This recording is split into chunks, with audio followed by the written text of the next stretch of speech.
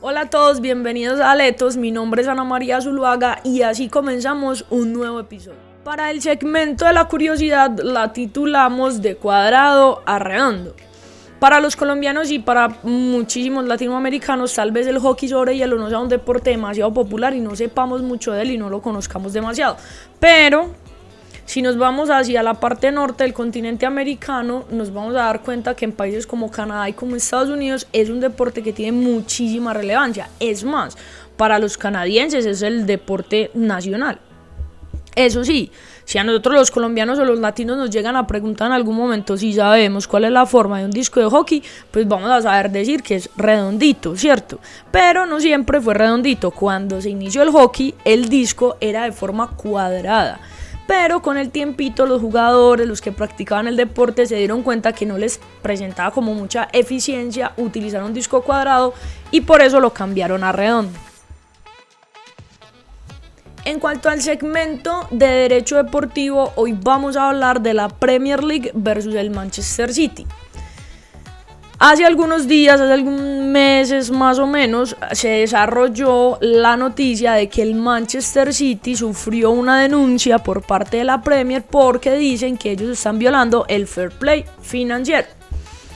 No hace mucho también, antes de que salieran estas noticias del Manchester City e incluso de la Juventus, yo hice para el canal de Instagram, para la red social Instagram de Aletos, hice un video hablando de fair play financiero y ahí fue que pues con posterioridad a eso salieron los temas pues de las noticias que acabamos de mencionar, Manchester City y la Juventus. Pero pongámonos un poquito en contexto con respecto al caso del Manchester City. ¿Qué está pasando con el lado azul de Manchester? Bueno, la Premier League inició y puso una denuncia diciendo que el Manchester City, esta parte es demasiado importante, desde el año 2009 hasta el año 2018 violó el fair play financiero por lo menos 100 veces. O sea, algo brutal, bestial, fuera de cualquier cosa que pueda caer en la cabeza de alguien. ¿Cómo dice la Premier que el Manchester City violó el fair play financiero en esa cantidad de oportunidades? Bueno, la Premier dice, el Manchester City decía, nos ingresaron 700 millones de libras, por decirlo, de este sponsor, de este patrocinador, y realmente no les entraban 700 millones de libras, sino que 400, 500 millones de libras. Adicional a eso, esos 400 o 500 millones reales que ingresaban por patrocinio ni siquiera eran por un patrocinador, sino que era plata que ponían los mismos dueños del Manchester City como para recapitalizar el equipo, pero no como recapitalización en sí, sino simplemente ingresándola de esa manera para, pues, si el equipo tiene deudas, para bajar las deudas, para no tener que recapitalizar, técnicamente recapitalizar, y tercero, pues para lo que lo hacen todos los equipos, para poder contratar más jugadores. ¿Qué dice la Premier adicional a eso? Que incluso ellos, pues inventando ese tipo de información, han pasado pues 10 años de largo y dicen que puede ser por eso que tengan los triunfos y los campeonatos que han obtenido a nivel pues de Inglaterra. ¿Qué pasa con esto? Con la denuncia, con posterioridad se crea una comisión independiente que va a ser la que va a decidir qué es lo que va a pasar con el Manchester City, con esa acusación o con esa denuncia que realiza la Premier League. ¿Qué puede hacer esa comisión independiente? Esa comisión independiente puede imponer obviamente sanciones porque al final es la que va a tener la última palabra y es la que va a escuchar a ambas partes y las pues pruebas que tengan ambas partes para defender su postura.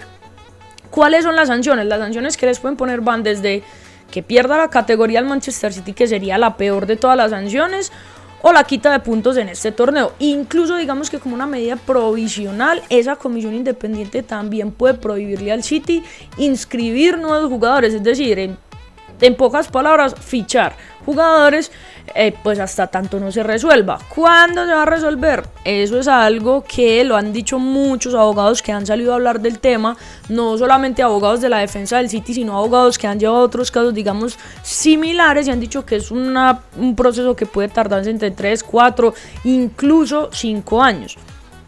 ¿Quién más podría entrar acá en esta disputa y, por ejemplo, sancionar al City?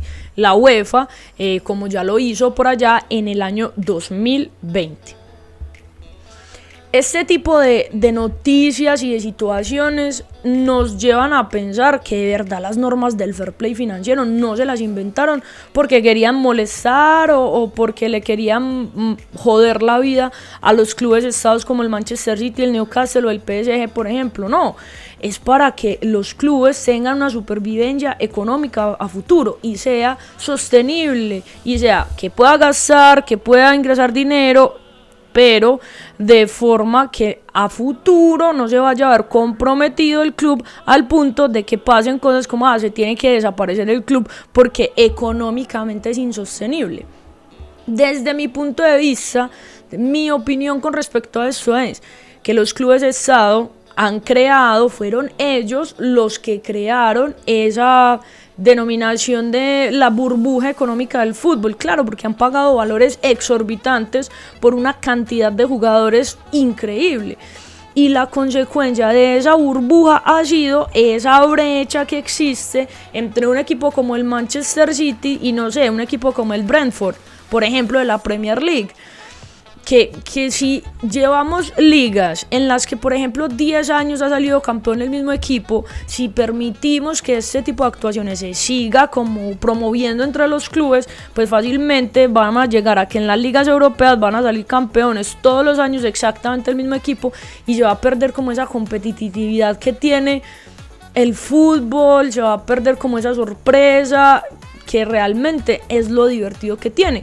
Y adicional a eso, ese tipo de actuaciones de clubes como el Manchester City se puede volver en un espejo para otros clubes que no tengan la misma entidad económica que tienen ellos y pueden llegar a desaparecer.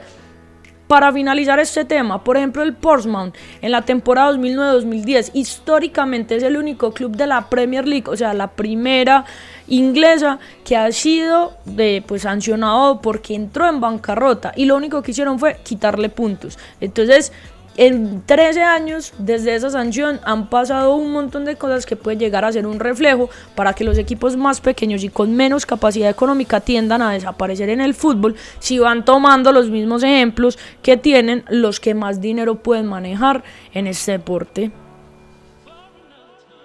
Para el segmento de la historia les traemos una insultada sordomuda. ¿Qué pasa?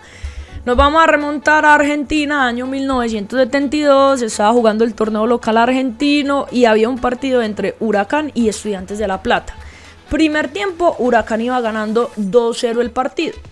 Antecitos de que ya acabara el primer tiempo, el juez pita una falta dentro del área penal, ¡pam! Y el juez de línea llama al árbitro central y le dice, venga, no, eso ni siquiera fue penal, es que no fue falta, es más, la falta fue del atacante contra el defensa, así que pite la falta al contrario. Entonces el juez central se fue y dijo, no, cambio de decisión, la falta existió sí, pero de ataque, entonces, por favor, falta a favor de el Globo. ¿Cuál fue la reacción de los jugadores del equipo Pincharrata? Insultaron al árbitro, le dijeron de todo y en toda esa pelea y entonces se volteó el árbitro y le sacó una tarjeta roja a un jugador llamado Carlos Alberto de Marta, porque el juez central, al voltearse y todo ese revuelo que había, pensó que había escuchado de parte de ese jugador Carlos Alberto de Marta una insultada pero brutal. El partido se acabó, ganó Huracán 5-1, 5-2. El juez dio el informe del partido y bueno, todo. A los días llamaron al jugador Carlos Alberto de Marta, que era el que había sido expulsado en el partido, y el tribunal disciplinario le impuso simplemente una amonestación cuando el jugador fue a rendir su declaratoria.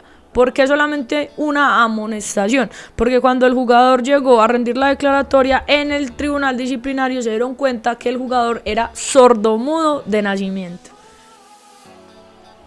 Para finalizar, vamos a hablar de la noticia random. De la noticia random que titulamos en este episodio como la noticia más leída en el diario BBC del año 2015. Yo, obviamente, para hacer todos los episodios de Aleto tengo que buscar mucha información y estudiar y no sé qué. Y dentro de eso me encontré de pura casualidad con un top 8 que hizo el diario BBC de las noticias de ellos que más se leyeron en el año 2015.